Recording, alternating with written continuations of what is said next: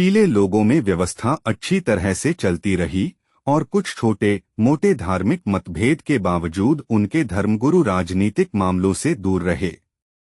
वे लोग शांति और समृद्धि से जीते थे, अपने से अलग हो चुके काले अफ्रीकी लोगों की तुलना में।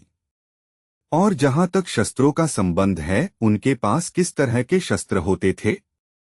बिल्कुल साधारण सी बात है कि सादगी जटिलता से अधिक श्रेष्ठ होती है, इसलिए इस सिद्धांत ने बहुत अच्छा काम किया। दोनों ही प्रजातियां अपने साथ लेजर वीपन्स लेकर आई थीं।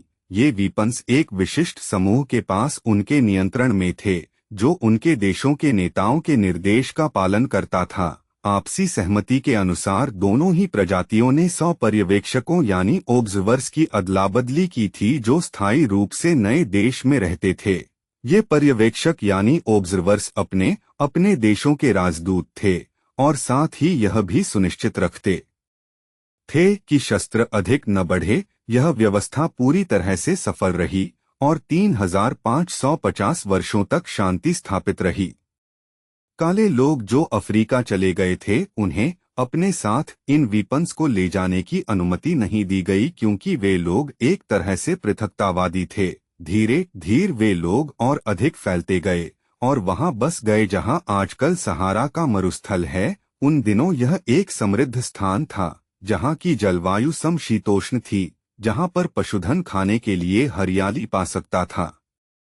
धर्मगुरुओं ने बड़े बड़े मंदिरों का निर्माण कर लिया और अपनी संपत्ति और शक्ति के स्वामी बनने की महत्वाकांक्षा के कारण लोगों पर भारी टैक्स लगा दिए।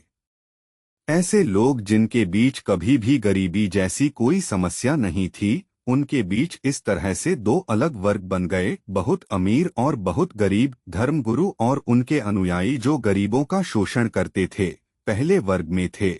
धर्म मूर्ति पूजा का पर्याय बन गया और लोग पत्थर और लकड़ी की मूर्तियां पूजने और उन्हें बलि देने लगे। उसके बाद धर्मगुरु मनुष्य बलि तक पर उतर आए। अलग होने के बाद से ही धर्मगुरु लोग इसी उद्देश्य पर जुट गए कि ज्यादा से ज्यादा लोग जितना संभव हो अज्ञानी बने रहें। कई सालों तक लोगों का बौद्धिक और भौतिक विकास रोके रखकर धर्मगुरुओं ने अपनी सत्ता को सुरक्षित कर लिया।